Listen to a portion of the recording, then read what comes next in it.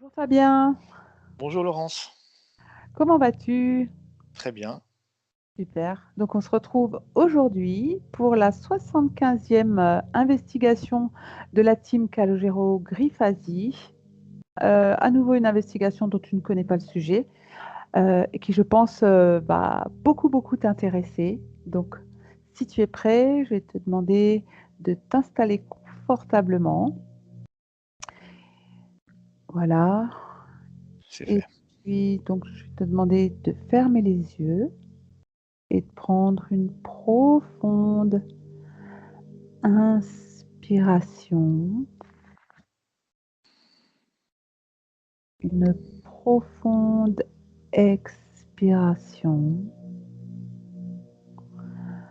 Tu vas pouvoir faire remonter ton champ fréquentiel au maximum de ce que tu souhaites ressentir en termes de vibrations positives pour aller investiguer des vibrations, voilà, de joie, de gratitude, ce que tu souhaites.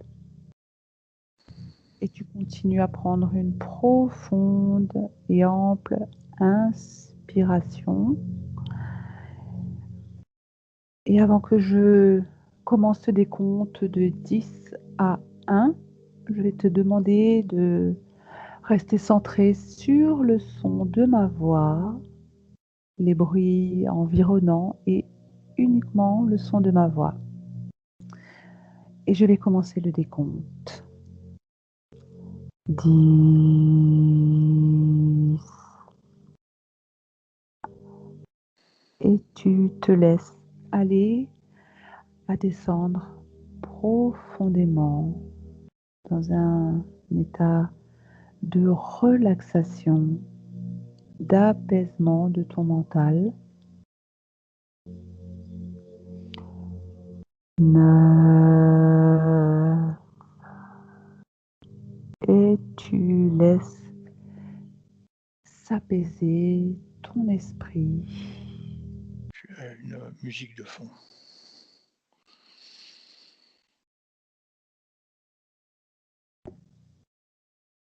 Et tu descends de plus en plus profondément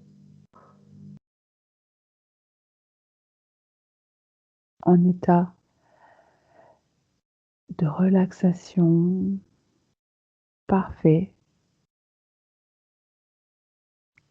8. Toujours plus détendu, apaisé, ton corps de plus en plus lourd, de manière à laisser ton esprit se fluidifier pour aller voyager à la recherche de ces informations. 7.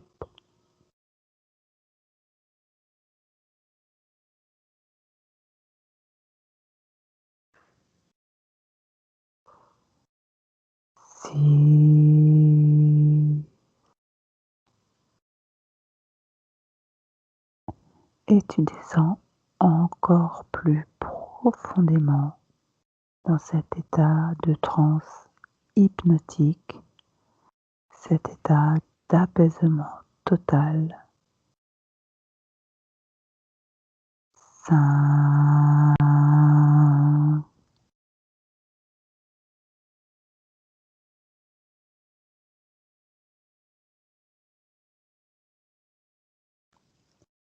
4. Encore plus profondément relaxé, apaisé.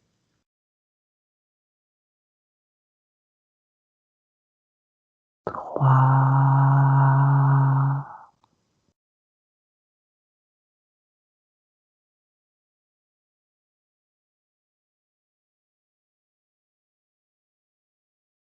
2.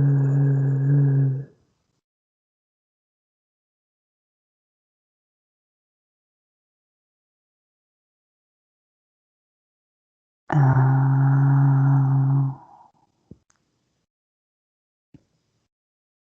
Est-ce que tout va bien, Fabien? Oui. Très bien. Donc, je vais compter de 1 à 3. Et à mon 3, tu viendras te connecter au mot Atlantide. 1, 2 et 3. Quelles informations perçois-tu ou visualises-tu? Alors, je vois une grande cité, Mmh. très lumineuse, avec des vibrations assez hautes. OK. Autre chose, Fabien? On peut y voir des temples, beaucoup de temples très verdoyants. On sent vraiment un équilibre Mmh. qui a régné pendant un certain temps. Très bien. Prends de la hauteur et à mon 3, Fabien, tu vas te retrouver au-dessus de cette cité. 1, 2 et 3. Comment visualises-tu, l'Atlantide? Alors, c'est presque une île, mais en plus grand, en fait. Ça ressemble à une île, mais raccrochée quand même à certaines parties, à Oui, des continents. On voit mmh, la répartition des continents qui n'est pas celle qu'on peut connaître maintenant. Donc on a, les continents sont plus rattachés, en fait, entre eux. d'accord. Est-ce que tu peux me donner une information concernant la forme de ce continent? Alors, il a une forme un peu, comme une poire, ça ressemble à une forme de poire Mmh. et relié par, certaines, on va dire pas les extrémités, à d'autres continents sur la partie haute du nord. Sur quelle, ligne temporelle tu te situes? C'est très loin, on est à plus de 20 000 ans avant Jésus-Christ, même ça remonte encore même avant. En fait, il y a eu vraiment c'est quelque chose qui a été présent pendant un très long moment, en fait, sur la terre. D'accord, OK. Hem, Par rapport à ce continent Atlantide, heu, tu le perçois où en termes de localisation? Je le vois dans l'océan Atlantique, D'accord. hein, À quel certaines niveau? il y a une certaine partie qui est raccrochée, à ce qu'on appelle maintenant le Canada, D'accord. hem, mais un climat qui est complètement différent à ce qu'il y a maintenant. On est sur un climat plus chaud. Mmh. Comment est la végétation? C'est très verdoyant, il y a beaucoup de c'est très diversifié en termes de végétation. Il y a vraiment, hem, c'est une sorte de je pourrais appeler ça une sorte de jardin d'Éden, un paradis où on aurait, réuni beaucoup d'espèces de plantes, même de minéraux. C'est vraiment on dirait un zoo géant, enfin, zoo vraiment, c'est un concentré de ce qu'il y a de Du plus beau vivant? sur terre. Ouais, Oui, oui, d'accord. Est-ce que tu peux, à mon 3, te situer juste au-dessus, de la capitale, de l'Atlantide, en fait? Si c'est possible. 1, 2, 3. Qu'est-ce que tu bon. perçois? Alors, c'est des grands temples, très grands temples. Je reconnais, ce qu'on a pu voir après chez les Grecs, donc des grandes colonnes, mais la différence par rapport aux Grecs, c'est que il y a plus de pierres, de couleurs. Mais c'est une architecture qui est similaire, en fait, avec des grandes colonnes, des grands temples, hem et on voit c'est très dans cette capitale, on voit les êtres sont très spirituels même, pour Mmh. moi, ils sont sur terre, mais ils ne vivent pas ce que nous vivons en troisième dimension. Ils sont déjà dans des dimensions supérieures. D'accord, c'est passionnant ce que tu relèves comme information. Sinon, dans l'ici et maintenant, Qui est-ce qui connaît la vraie nature et la véritable histoire de l'Atlantide? Les traces qu'il y a de l'Atlantide, sont c'est la Grèce, je voterais relié à la Grèce. Oui. Et certaines, enfin, c'est ce qui se passe, c'est qu'en fait, c'est devenu une mythologie, en fait. Ça a été oublié du fait, du manque, d'artefacts qu'il y a eu. C'est Mmh. passé en mythologie, mais en fait, tout le savoir de cette, civilisation est parti vers la Grèce et je vois aussi notamment, l'Égypte qui a repris, c'est comme si, en fait, il y avait les enfants Oui, de l'Atlantide, en fait, s'étaient après dispersés un peu sur le continent, donc notamment, comme je dis, donc l'Égypte, mmh, un peu aussi, enfin beaucoup la Grèce oui, et après, tout ce qui est, Mexique en fait. intéressant. C'est leurs enfants en fait. D'accord. Autre chose, sur ces migrations ou ces, modes de colonisation ou je sais pas comment on peut appeler ça?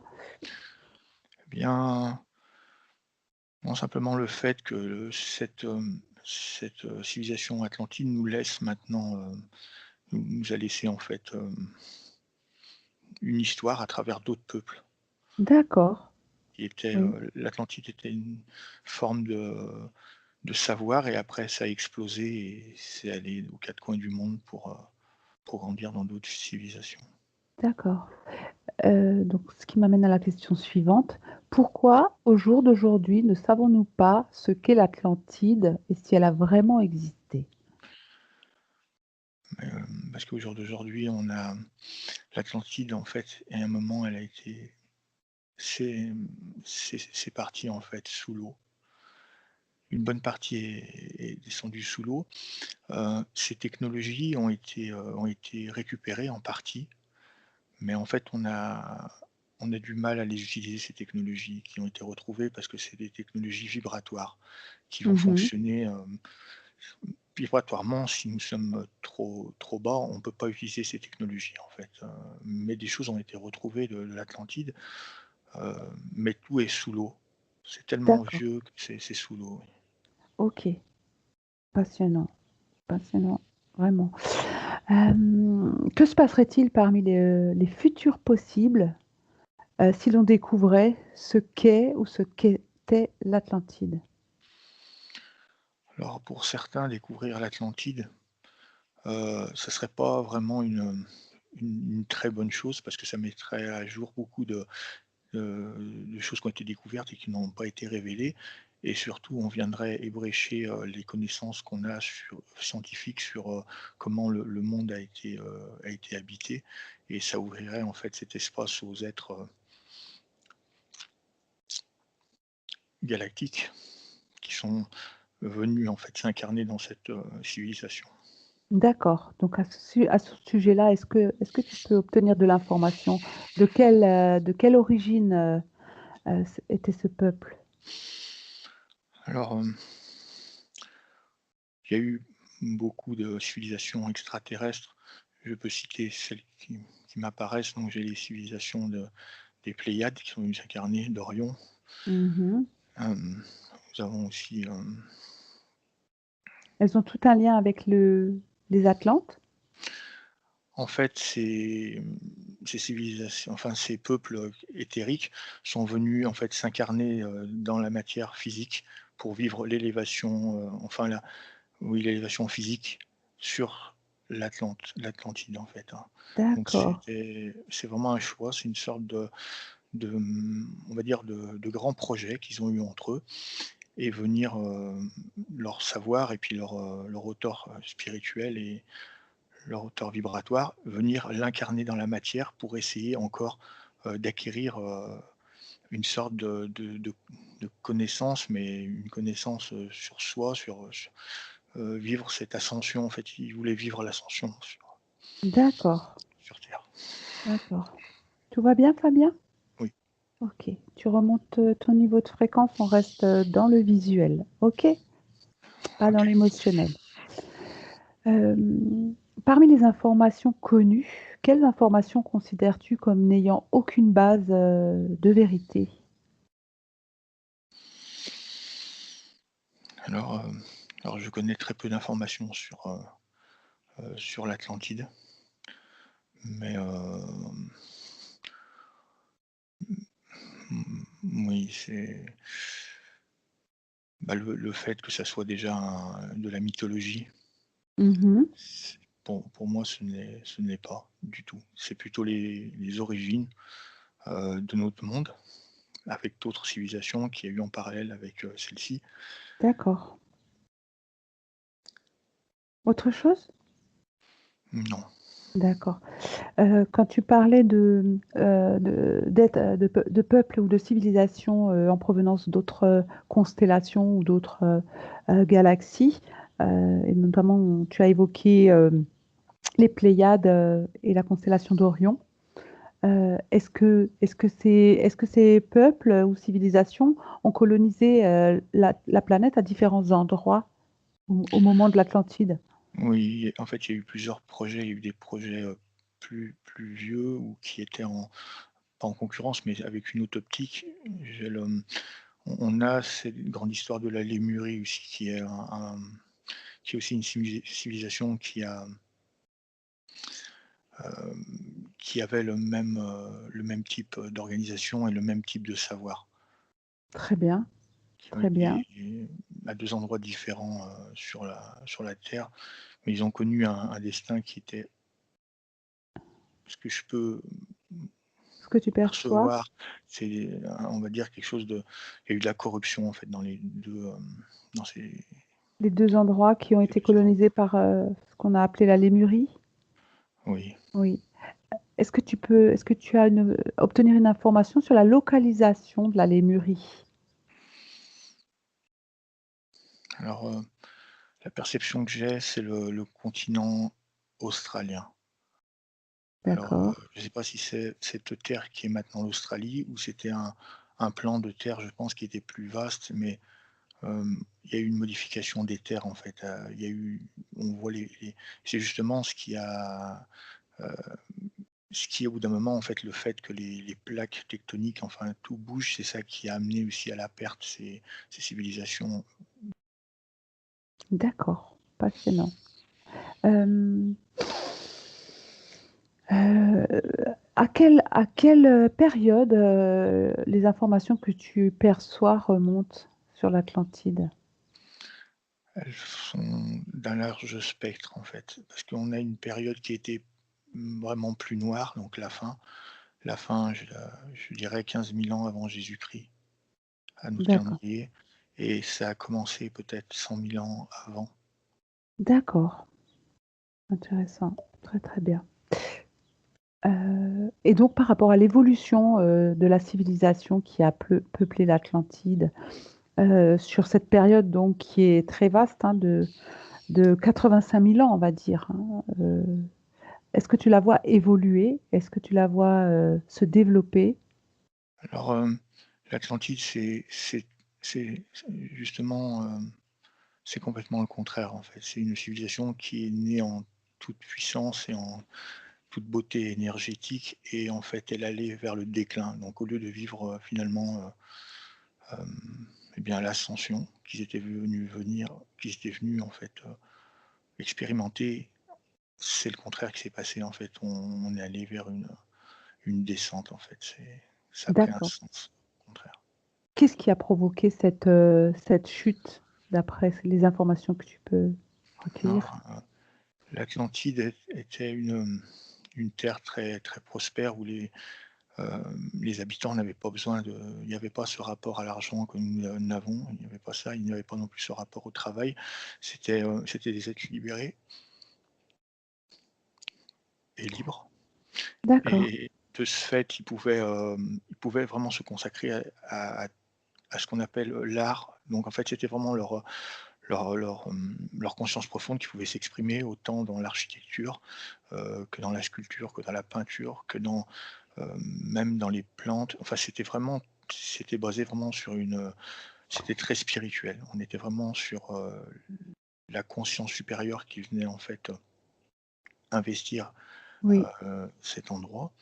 Puis, à un moment donné, d'autres êtres moins élevés, vibratoirement, d'autres galaxies, hein, des insectes et des ont eux aussi, pu en fait venir s'incarner. En fait, ils se sont incarnés, mais eux pour venir profiter de cette technologie, de cristaux. On voit il y avait cette technologie de venir, en fait, canaliser ce qu'une planète peut donner comme énergie, et elle était canalisée en fait, à l'image, c'est pour ça que je dis l'Égypte était les fils de l'Atlantide, parce que, Oui. en Égypte, on venait aussi canaliser dans les pyramides ces énergies. Ben, l'Atlantide, c'était exactement ça, mais c'était vraiment une énergie pour qu'il y ait une énergie qui servait à l'élévation et des habitants, des plantes, de tout ce qu'il pouvait y avoir sur cette île-là, et c'est d'autres, factions plus sombres Mmh. ont réussi en fait à venir s'incarner, dans ce peuple atlante, et à comment ils ont commencé à détourner en fait justement ces énergies pour leur propre profit. Donc Et donc il n'était pas originaire, de l'Atlantide, et non et il n'était pas non plus originaire de la même civilisation en provenance, du cosmos? non, parce que l'Atlantide, elle-même était où on allait réunir, on va dire, toutes ces races, on va dire, supérieures, enfin, j'aime pas dire supérieures, mais très élevées, Mmh. spirituellement. On les a réunis là, et ces autres, êtres galactiques, ont trouvé le moyen de venir aussi s'incarner parmi ce peuple, à un moment donné, et c'est comme ça que la corruption est venue de l'intérieur du peuple, où le profit, la jalousie, tout ça a commencé à se mettre en place, et ils étaient venus pour justement s'approprier cette technologie très puissante et la détourner, d'une fin spirituelle et d'élévation vers une, fin, guerrière et d'énergie pour eux-mêmes et pour leur peuple qui D sont galactiques. D'accord. Donc on fige le moment où tu te situes actuellement et on va essayer de percevoir, comment ils ont fait pour s'intégrer de cette manière, et s'ils ont pu être, reconnus, par le peuple atlante, dans cette manière de je sais pas, de s'hybrider ou de se fondre dans la population atlante. À mon 3, Fabien, tu vas essayer de percevoir cette information. 1, 2 et 3. Quel Alors process? alors c'est un processus qui a été très, très progressif. C'est pour ça qu'on n'a pas vu, en fait, on les a pas vus arriver, c'était très progressif. C'est-à-dire les enfants des Atlantes, en fait, commençaient petit à petit à être différents, et au fur et à mesure, ben, ces incarnations se faisaient, ces enfants, bah, les parents étaient vieux, donc bah, mouraient, en fait, et en fait, tout doucement, en fait, ils ont été remplacés tout doucement dans leur cycle de D'accord, réincarnation. Même ceux qui étaient, on va dire des esprits assez élevés, ils ont été interférés eux-mêmes à force de vivre dans d'accord. cette société qui Donc en fait, de la même manière qu'on a observé, dans notre siècle, actuel ou dans le siècle précédent, sur la planète, les 3 vagues de volontaires pour commencer à permettre aux humains de s'élever, en conscience, il s'est produit exactement la même chose au temps Atlante. C'est ce que tu es en train de me dire? oui, Mais complètement. pour, dans un mais pour un dessin complètement inverse. Oui, c'est ça, en fait. On est parti d'une haute société, en fait, très, très élevée, et il y a eu un déclin. D'accord, on n'est pas sur, ce qui peut perdurer dans la mythologie, à savoir, une guerre de pouvoir entre 2 frères. Non, c'est vraiment de l'intérieur, il est mort de l'intérieur, en fait. Donc OK, donc ils se sont en fait, le mélange génétique s'est fait progressivement par le biais d'incarnations successives, mais qui ont été envoyées, à dessein. Oui, c'est ça, et puis, du fait de ces réincarnations, bah, ils se sont appropriés cette énergie, en fait, qui contrôlait. l'énergie, de la planète et en fait, cette énergie ils ont voulu en abuser, elle a été abusée. Je vois, ils voulaient vraiment augmenter la puissance jusqu'à un moment, en fait, où cette énergie la Terre en a souffert et de là, D'accord, les continents ont bougé et à partir de ce moment-là, c'est que ça qu'en fait, cette île, en fait, c'est complètement détruite et a disparu. d'accord. Est-ce que tu peux percevoir de l'information pour nous dire, comment elle a disparu? Elle a disparu d'une nature énergétique. C'est-à-dire, ils ont commencé à construire des machines qui venaient, utiliser les énergies de la Terre. La Terre, elle, ben, vu qu'on déplaçait les énergies, du globe, on les concentrait à des endroits précis, ça ça a engendré des mouvements au niveau, terrestre. Donc les plaques terrestres ont bougé et en fait, ils se sont eux-mêmes, en fait, ils se sont engloutis en simplement en changeant ses énergies, je vois des énormes plaques qui bougent, des continents qui naissent et d'autres qui disparaissent. Donc, il s'agit bien d'une technologie, extraterrestre rapportée sur Terre ou ce sont les Atlantes eux-mêmes, qui ont mal utilisé leur technologie? Non, la technologie était une technologie extraterrestre et galactique qu'ils ont ramenée, mais très pure, très, voilà, pour nourrir les gens en utilisant la Terre à juste valeur et ensuite elle a été, surexploitée, mais pour des fins plus sombres et c'est à ce moment-là que ça a créé un déséquilibre sur la planète et que les continents se sont mis à bouger. D'accord. Donc, tu as devancé la question suivante qui était, qu'est-il arrivé à l'Atlantide? Donc je passe à la suivante. Y a-t-il un lien entre l'Atlantide et la théorie des anciens astronautes? Oui ou non? Oui, D'accord. Quel est ce lien? c'est un lien, pour moi, ces astronautes, ils ont fait partie aussi de l'Atlantide. C'est tous ces peuples qui ont été, reliés à l'Atlantide, qui étaient, multiples Mmh. et ces anciens astronautes, tous ces êtres, faisaient partie de tout ça. Parce que ce que j'ai envie de dire par rapport à ce que je peux percevoir, c'est que la Terre en elle-même, c'est ça en fait, Ça va Fabien? Tout va bien?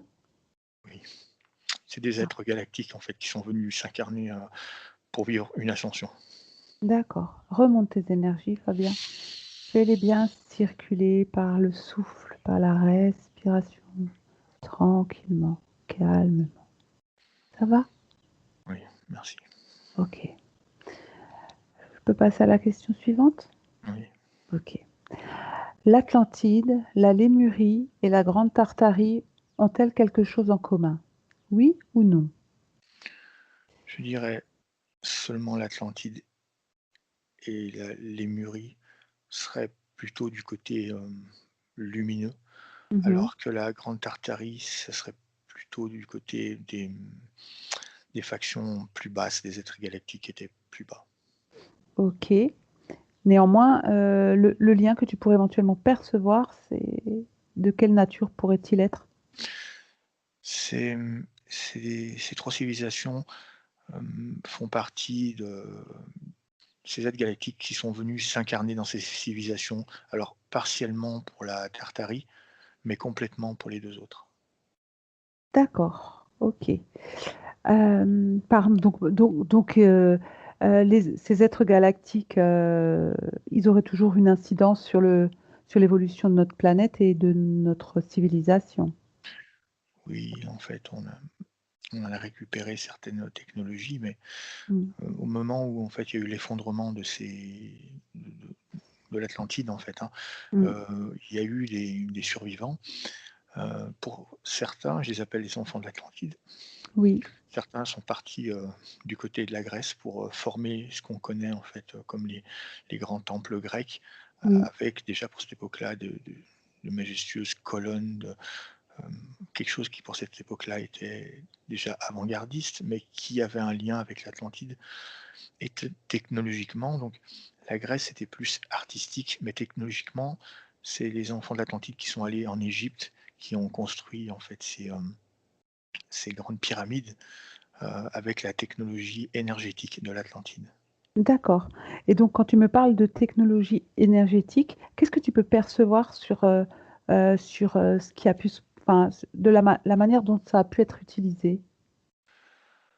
Alors, ces énergies, sur leur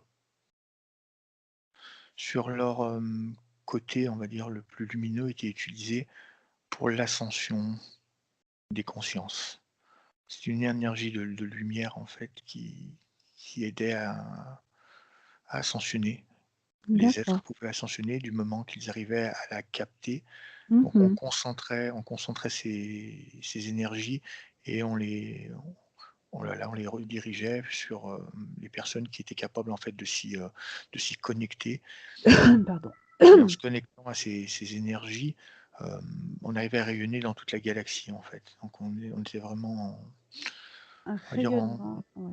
en symbiose avec tout ce qui est dans la galaxie, dans même plusieurs dimensions et univers. Mais forcément c'est venu, en fait, attirer la convoitise d'autres peuples qui des peuples plus sombres, qui sont aussi, les frères de la source, mais qui ne vivent pas, pour l'élévation, en fait, qui vivent plus pour le profit et la puissance. D'accord. Néanmoins, tu viens d'évoquer qu'ils sont également des frères de la source. Complètement, ils viennent remplir leur rôle qui est d'être la dualité. Comme la dualité n'est pas que sur terre, la dualité, c'est un Mmh. plan universel. Très bien, très bien. J'ai d'autres questions en fait. Est-ce est-ce que tu vois ou entrevois une relation entre l'Atlantide et le Grand Déluge? On va dire que, l'Atlantide était ce qui a amené ce grand déluge par par ces manipulations d'énergie. Donc ces déluges-là c'est le dérèglement, en fait, de la planète qui a engendré ça, énergétique. Mmh. D'accord. Et donc, pendant ce grand déluge, est-ce que tu arrives à voir si certaines populations réussissent à s'enfuir? Je vois la je vois cette terre s'enfoncer, en fait, comme si elle rentrait dans un gouffre et se casser en plusieurs parties, et on voit des réchappés. Ce n'est pas tout le monde, en fait, qui est resté. On voit des réchappés, et comme je disais, donc qui s'échappent dans plusieurs terres, donc notamment, Grèce et Égypte. D'accord. Est-ce que est-ce que tu peux percevoir s'ils étaient nombreux? Ou s'agit-il d'un tout petit groupe? On pourrait parler de 5 000, 5 000, 6 000. D'accord. Sont-ils partis à pied ou en bateau? Eh bien, c'était des personnes qui étaient déjà en exil sur d'autres, points de Donc OK, ils n'étaient pas sur l'île, en fait, quand c'est arrivé. d'accord, OK. Il est dit selon Platon, hein, qu'il l'a rapporté dans ses ouvrages, que l'Atlantide a mis 3 jours à s'enfoncer, sous les flots. Heu, donc ce qui, moi, me fait dire que peut-être, une partie de la population aurait réussi à s'enfuir, mais visiblement tu Alors, on voit pendant ce laps de temps où elle commence à disparaître, c'est comme si, en fait, les des prêtres, enfin les prêtres de cette époque-là, se mettaient à prier comme pour essayer, en fait, d'arrêter ces énergies, chose qu'ils n'ont pas réussi à faire. Donc d'accord, on a eu des personnes, qui ont réussi à partir, mais on va dire c'était les moins élevés, c'était les moins élevés qui sont partis, en fait, hein. Les plus élevés, on les voit rester et, en fait, former une sorte de, hem, c'est une sorte de ils se réunissaient pour venir contrer ces énergies, en fait, chose d'accord, qu'ils n'ont pas réussi. par la prière. Oui, des invocations. D'accord. Heu, Est-ce que tu peux demander à un de ces êtres de se rapprocher de toi pour continuer à répondre à quelques questions? À mon 3, Fabien. Si un être de l'Atlantide accepte de, que l'on puisse parler à sa conscience subliminale, un, 2 et 3.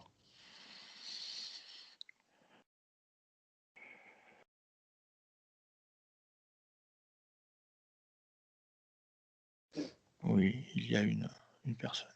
D'accord. Comment la vois-tu? Il est assis sur un rocher, pensif. À quoi ressemble-t-il? Un humain, un humain avec, habillé avec une sorte de, on va dire, pas un tablier, mais ce qu'ils ont un peu les prêtres, mais en blanc, Oui, des d'accord. contours un peu or. Quelle taille fait-il? Je dirais entre 1,60 m et 1,70 m. Vérifie son ADN. Rapproche-toi de lui, touche-le, regarde ses yeux, vérifie qu'il s'agit bien de quelqu'un de l'Atlantide. Oui, c'est un Atlante. D'accord. 1,60 m. Ce n'est pas le D'accord. Ok. Qu'est-ce qu'il peut te dire sur la vie, la culture, la vie? Qu'est-ce que lui a pu expérimenter de son vivant? alors, il me dit il a vécu, il est venu s'incarner de sa pleine sa pleine conscience, il est venu s'incarner dans ce peuple pour vivre ce qui pour eux aurait dû être une élévation et chose D'accord. qui n'est pas arrivée, mais il a eu, beaucoup d'enseignements au contact des autres présences galactiques qui étaient présentes en fait, sur cette île. Lui c'était, quelqu'un qui s'occupait, de la végétation. D'accord. Ok.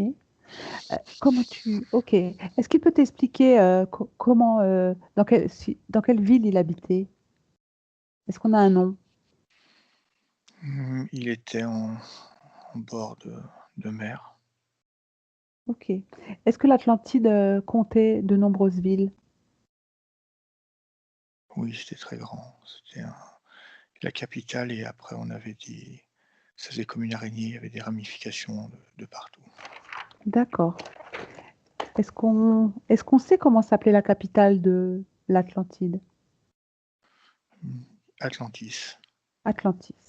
D'accord. Ça du moins de la langue que nous pratiquons. Ok. Il est dit dans la mythologie et dans les légendes que la capitale de l'Atlantide s'appelait Poséidonis. Que peut nous dire la personne qui est près de toi au Non, sujet de Poséidonis?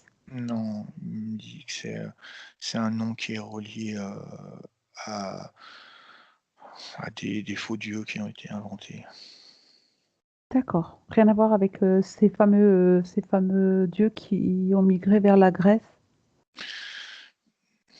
Non, il me dit que c'est ces dieux qui font partie de la mythologie. Donc il y a eu un mélange entre la mythologie et l'île d'Atlantide. D'accord. Très bien. Donc tu vas remercier cet être pour les réponses qu'il a pu nous apporter et tu te déconnectes, Fabien, de cette personne, de tout, de tous. On va continuer notre voyage. À mon 3, Fabien, tu vas te retrouver en Égypte au moment de l'arrivée des Atlantes. Un, 2 et 3. Qu'est-ce que tu peux voir?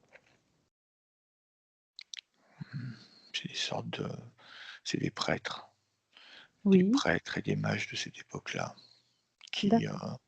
qui transportent le savoir, Mhm. Quel est leur rôle? la transmission. D'accord. Sont-ils restés en Égypte? Oui, ils ont été, les guides, de peuples d'Égypte. D'accord. Est-ce ils ont construit des artefacts? Oui, les pyramides, les temples et aussi ils ont diffusé le savoir, atlante. D'accord. Donc cette connaissance, et cette, technologie, avancée dont ils disposaient sur l'Atlantide, ils l'ont transmise. Oui, ils ont réinstallé ce réseau énergétique qui est relié, hem, au savoir qu'ils enseignaient.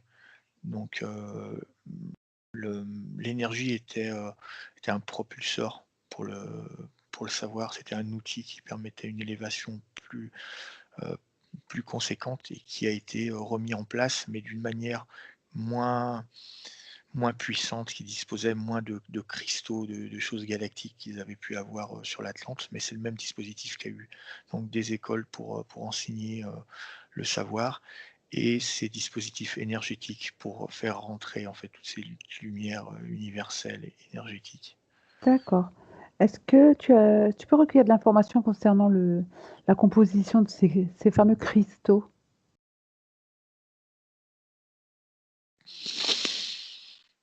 Oui, il y a différents types de cristaux, je vois des Quels transparents, je pense qu'il y a des sortes d'amplificateurs, je vois des grands cristaux transparents, blancs, Oui, blanc heu, enfin, blancs translucides, complètement translucides, même que certains, portaient, en Atlante comme des espèces de lances avec un cristaux. C'était pour venir, multiplier, l'énergie, en fait. C'était des multiplicateurs. Après nous avions aussi des cristaux, des pièces complètement complètement violettes. violette. Oui, tout fait de pierre violette, en fait. C'était, une espèce Est-ce qu'on un lieu d'ascension. Mais tout est violet, tous les carreaux sont violets, lisses, brillants. OK, prends un peu de hauteur, Fabien, et à mon 3, tu vas te retrouver dans ce temple ou dans cet endroit et me dire où on se situe. Je suis dans un temple, Atlantide.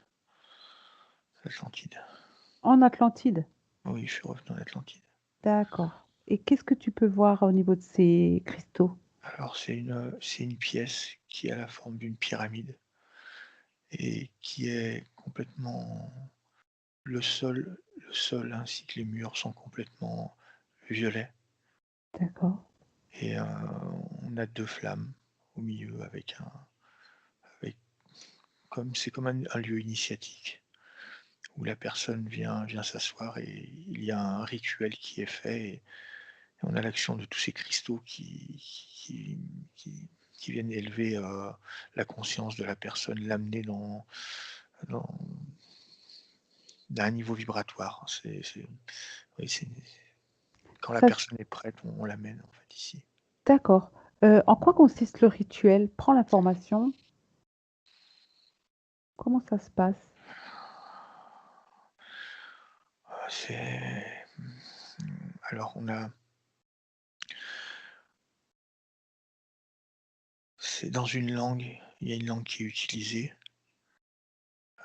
c'est des mots qui ont des pouvoirs énergétiques qui vont venir ouvrir, au-dessus de la personne un portail énergétique. D'accord, Pour que sa conscience, en s'élevant, en fait, traverse ce portail, énergétique et aille se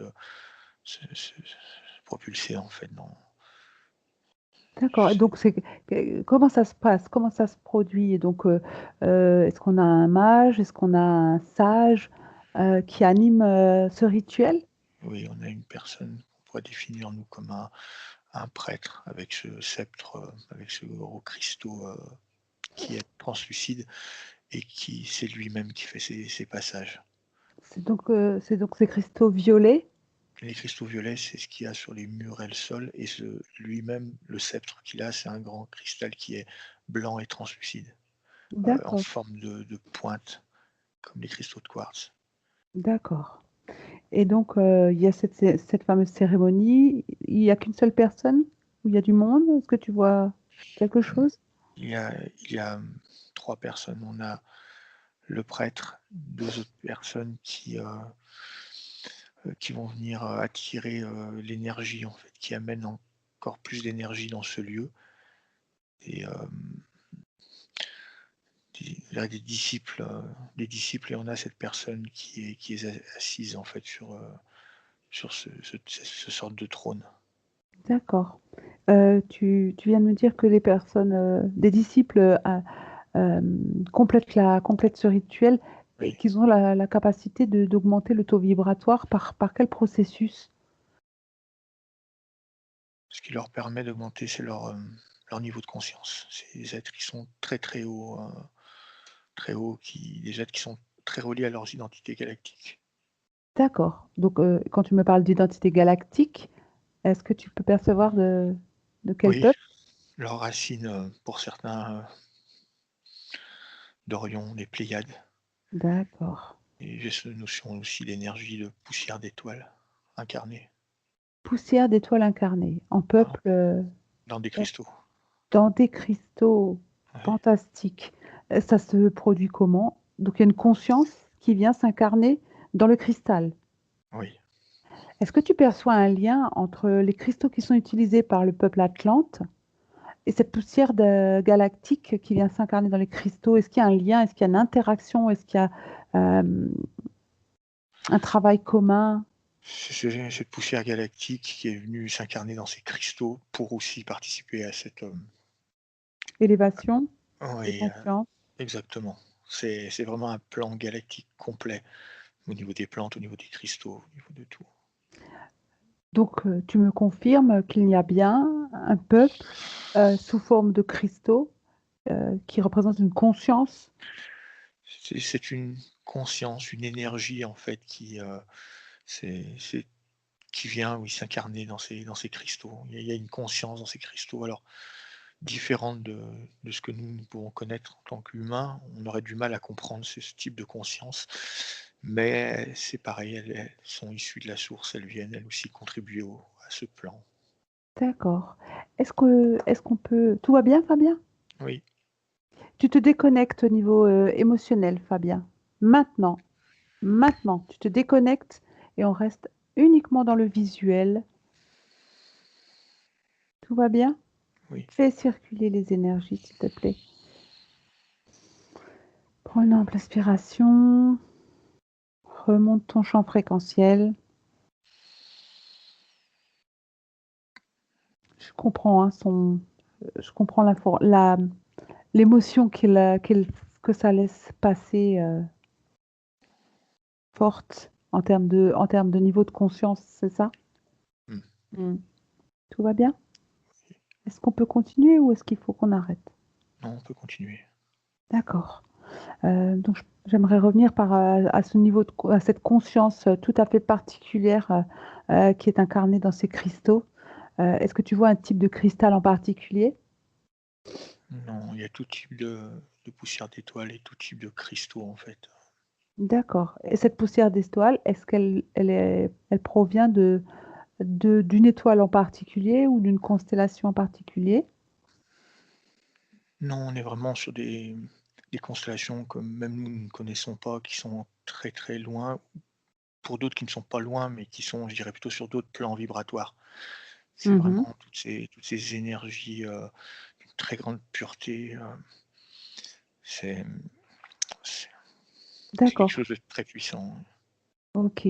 Quand tu me parles d'énergie très puissante, d'une très, très grande pureté, heu, comment dans notre monde, humain, dans notre densité, on peut comprendre ça au jour d'aujourd'hui? Qu'est-ce qui te viendrait comme spontanément comme mot, comme ressenti, comme, je sais pas, qu'est-ce qui te viendrait naturellement?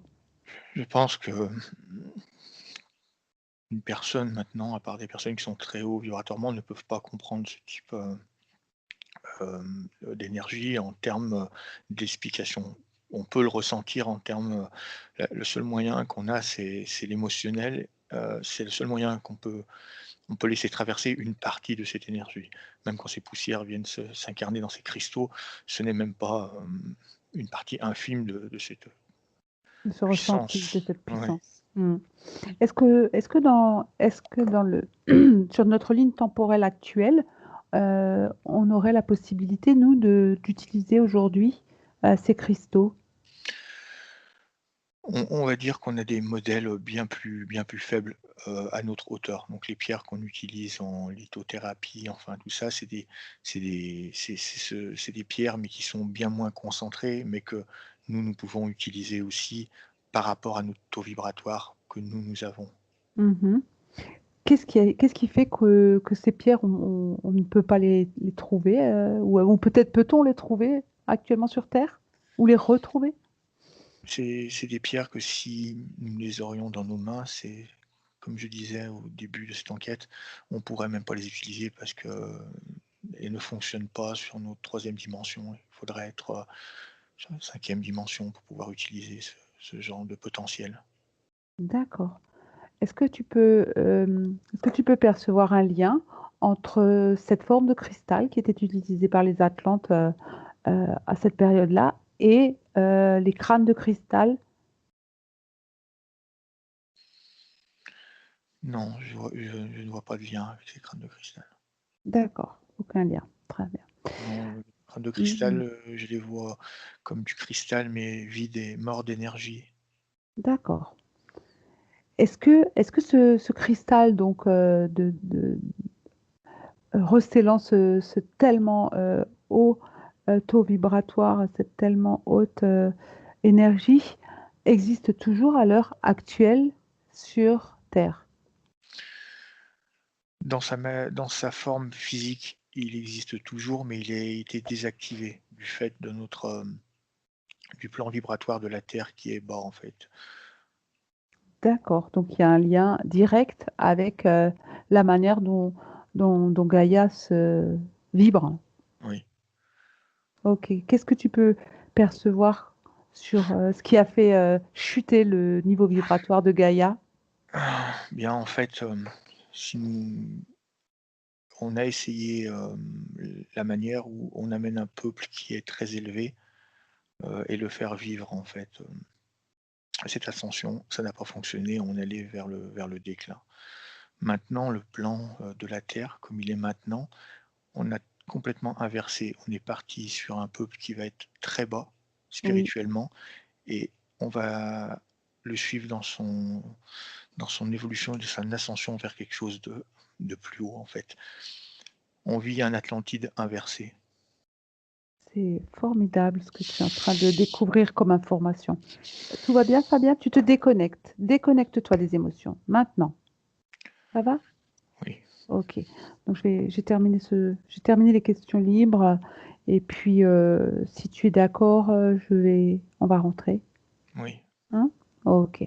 Donc, Fabien, je vais compter de 1 à 3 et à mon 3, tu pourras ouvrir les yeux. Donc en attendant, tu vas élever au maximum ton champ fréquentiel, ton niveau vibratoire en faisant circuler les énergies, des énergies, voilà, de joie, de gratitude, de bonheur. Tu vas les faire circuler dans chacune de tes cellules. Faire entrer la lumière. Tu fais entrer la lumière et tu fais circuler tout ça. Et je commence à compter. Un. Tout en inspirant profondément, tu fais entrer cette lumière et tu la fais circuler à l'intérieur de ton corps de manière à faire remonter ton niveau vibratoire au maximum de ce que tu choisiras maintenant. 2, si les énergies circulent et qu'elles connectent bien toutes tes cellules entre elles, tu vas pouvoir remuer les extrémités de ton corps, reprendre, conscience, de l'endroit où tu te trouves et progressivement, tout en tout en inspirant profondément et en expirant,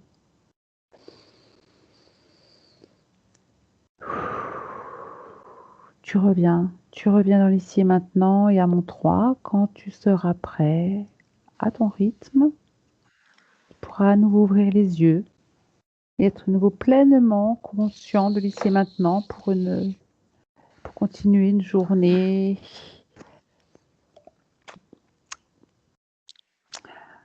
continuer ta journée dans des énergies, positives Ça va, Fabien? Oui, merci. Super. Merci à toi. Merci. Della cosiddetta sessione di ipnosi investigativa. In realtà non esiste una sessione di ipnosi investigativa. Non che non si possa fare investigazione di ipnosi, però è che non esiste una sola sessione di ipnosi per dire si è fatta investigazione, per prendere quell'informazione come buona. Perché? Sappiamo intanto che l'informazione che arriva in ipnosi è molto contaminata. La percentuale di inquinamento dell'informazione è altissima. Pensate a questa informazione che viaggia per tantissime dimensioni, attraversa densità, passa per coscienze che volontariamente o involontariamente possono distorcerla. E poi arriva infine alla persona che sta in ipnosi, che ha una coscienza, ha una mente, ha un'esperienza e interpreta questa informazione secondo la sua struttura mentale, secondo le sue credenze, che per quanto si possa essere più o meno liberi mentalmente, liberi pensatori, sempre c'è una parte subliminale che interpreta in base all'educazione ricevuta, alla cultura e perché no, anche tutte le esperienze di esistenze passate che ancora lasciano un segno in noi. Per capirci, è come se dovessimo parlare con un'altra persona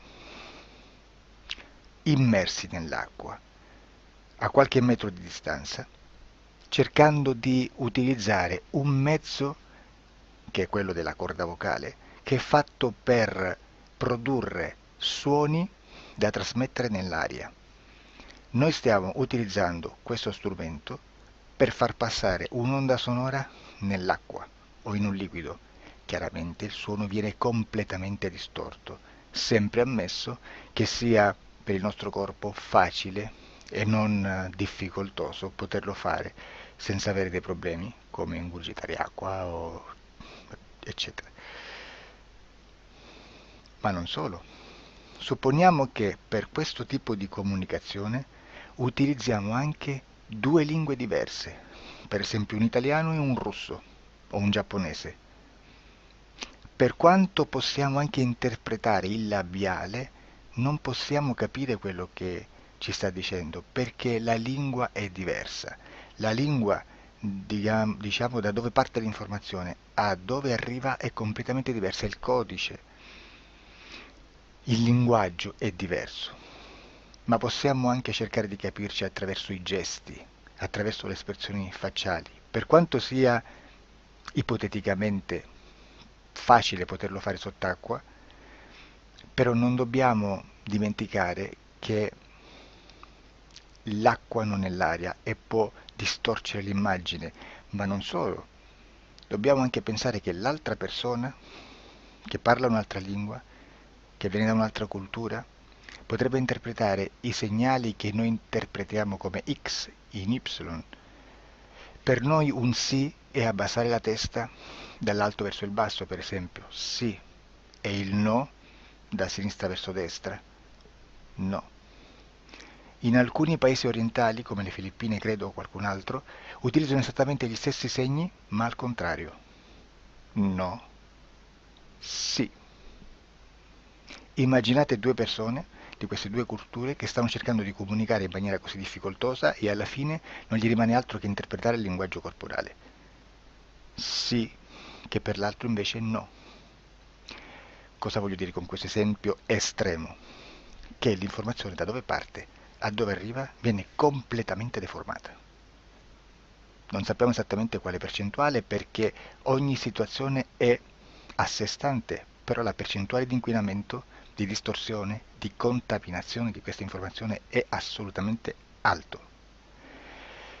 Quindi fare una sessione investigativa, mettere una persona in ipnosi e chiedere di Tizio Caio Sempronio di una situazione o chiedere certi dati è assolutamente controproducente, è assolutamente inutile.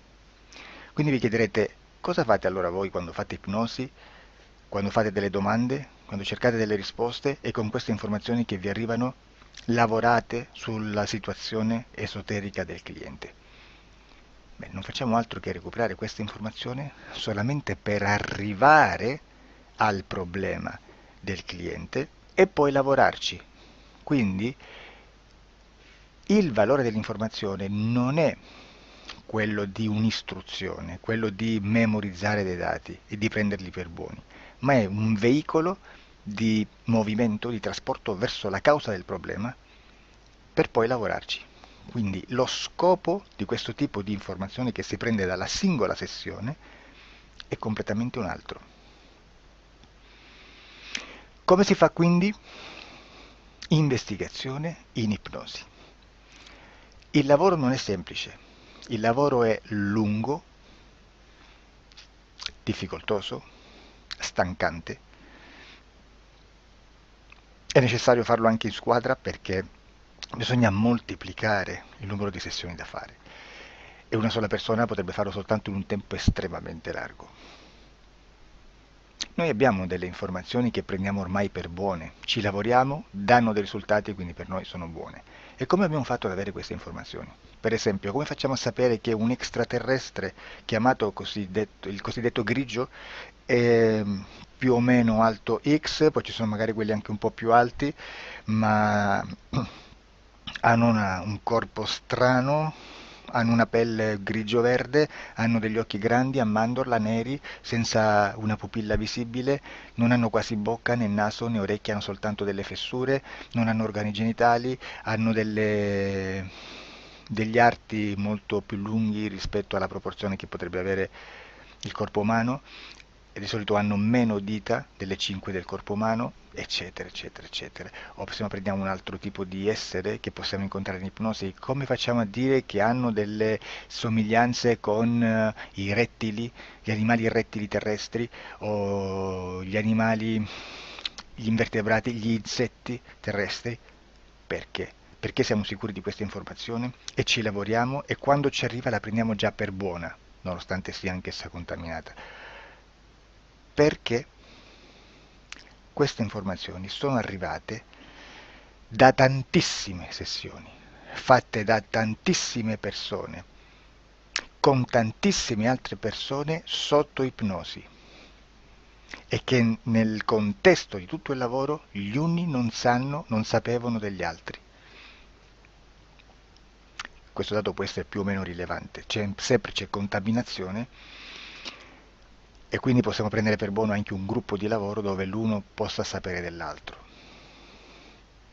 Ci potrebbe essere una contaminazione del contesto di quel gruppo di lavoro, ma si aggiunge semplicemente una piccola percentuale di questa contaminazione a già la grande che esiste. Non è così impossibile lavorarci.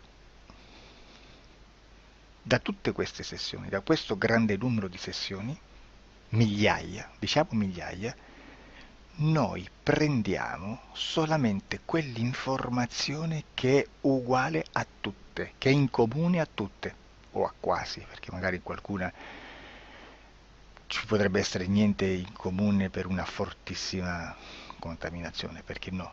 Ma dobbiamo prendere una stragrande maggioranza, proporzionalmente abnorme rispetto a quello che potrebbe essere un minimo di scartabile,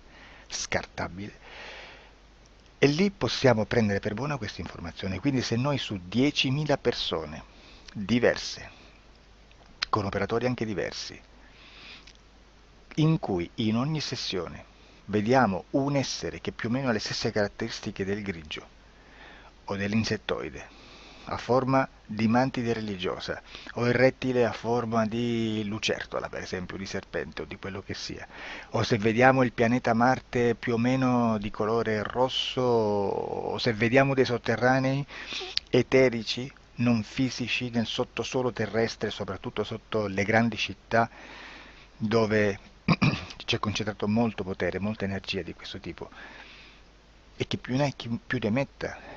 Se vediamo degli impianti che hanno certi tipi di funzioni, certi tipi di forme in certe parti del corpo, e questa informazione la ritroviamo tutta o quasi in tutte le sessioni fatte, eseguite, realizzate da tanti anni a questa parte, significa che quella è una informazione affidabile, e vi posso garantire che stiamo parlando di una percentuale bassissima. Su un 100% staremo, credo, forse più in basso di un 3, di un 2-3%. Immaginate, tutto il resto è spazzatura, è informazione spazzatura. Sì, spazzatura.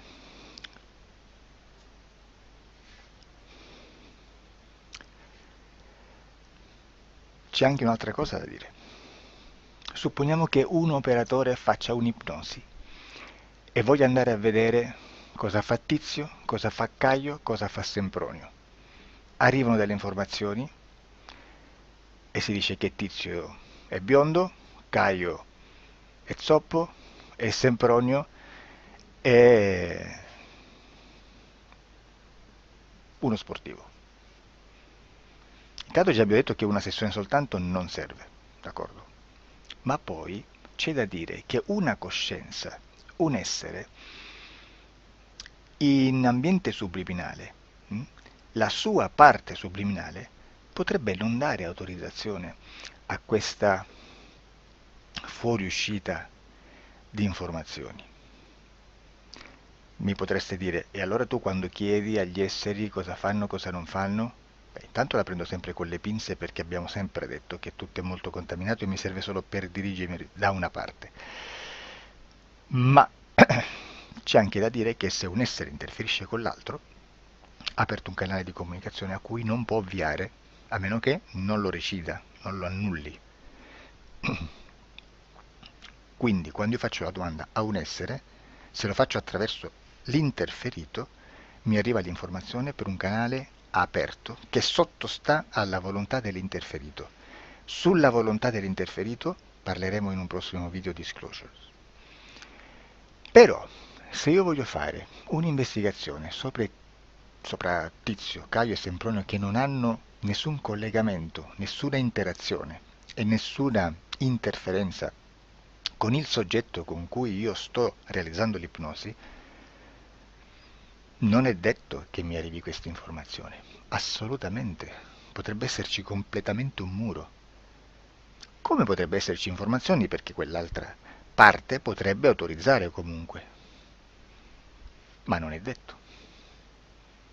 E comunque quando ci arrivano informazioni, in una situazione di non interferenza o non interazione, non possiamo sapere esattamente se sono informazioni che ha autorizzato la parte subliminale dell'altra persona o dell'altro essere, o qualche altro essere, qualche altra entità furba, approfitta della situazione, osserva quello che sta succedendo, si mette in mezzo, si fa passare per l'altro e dà informazioni, ovviamente distorte, prima perché non è detto che debba conoscerle, e anche se fosse potrebbe manipolarle a sua volontà e a suo vantaggio.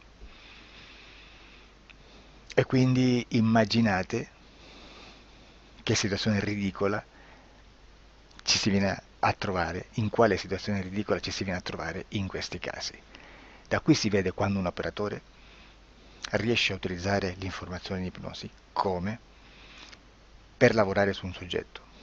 Da qui l'osservatore attento delle sessioni di ipnosi riesce a capire se quell'ipnosi è un'ipnosi affidabile, un'ipnosi con un livello di informazione certa, con una alta percentuale di informazione certa. Non vi nascondo che in futuro potrei anche impostare un lavoro per decifrare che livello di certezza di informazione c'è in un'ipnosi, analizzandola e spiegando il perché, spiegando i meccanismi di analisi di un'informazione in ipnosi, che poi anche è molto istintivo.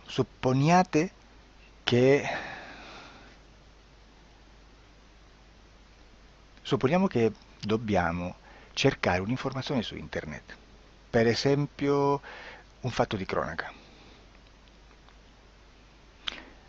Voi preferite mettervi su un sito ufficiale? A caso.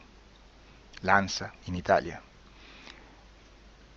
ADN Kronos, qualche telegiornale che per quanto possano manipolare l'informazione ad alti livelli, comunque possiamo dare affidabile la fonte dell'informazione che viene trasmessa. Non possono trasmettere una bufala sicuramente. Verrà sicuramente manipolata ad altri livelli. Ne parleremo in altri video, ma a livello base la fonte è certa. Sicuramente non andrete a cercare questa informazione sul primo sito, il primo blog che vi passa davanti e magari ha 4 followers. Perché? Perché non vi dà nessuna garanzia della certezza della fonte.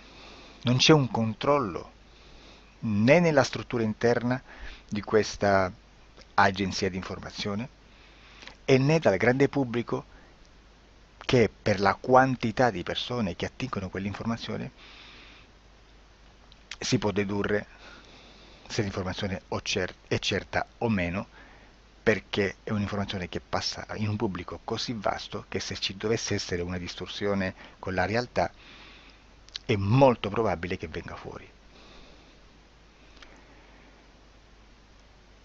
Credo che abbia detto quasi tutto sulle sessioni investigative.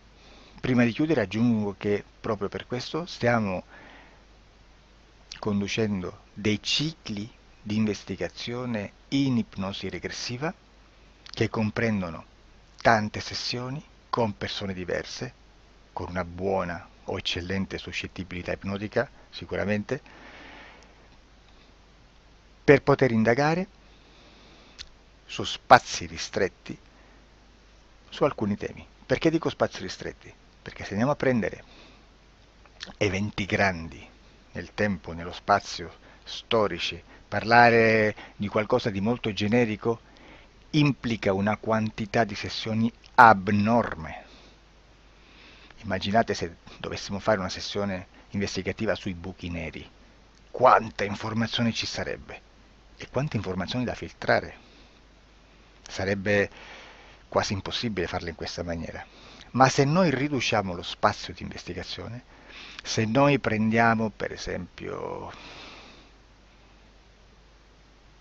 investighiamo sulla pedofilia nella Chiesa Cattolica, ecco, se già restringiamo il campo d'azione è molto più facile che possiamo attingere informazioni affidabili, presuntamente affidabili, con un numero di sessioni sicuramente alte, ma ridotte rispetto ad altri tipi di sessioni molto più generiche, su temi molto più generici. Quindi per fare anche delle investigazioni su temi molto generici bisogna suddividerli in temi, in dettagli, per poi alla fine, quando tutta l'informazione è stata filtrata ed è stata dedotta l'informazione comune, si possono mettere insieme per cominciare a costruire il quadro, mettere insieme tutti i puzzles. Questo è il vero senso dell'informazione in ipnosi, quando si fa ipnosi investigativa. La sessione per risolvere una problematica, un problema, con una presunta origine esoterica di un cliente, di una persona, è un'altra cosa, sono altri metodi, altre tecniche e l'informazione si usa in un'altra maniera, ha un altro scopo. Grazie, ci vediamo al prossimo video. Disclosure.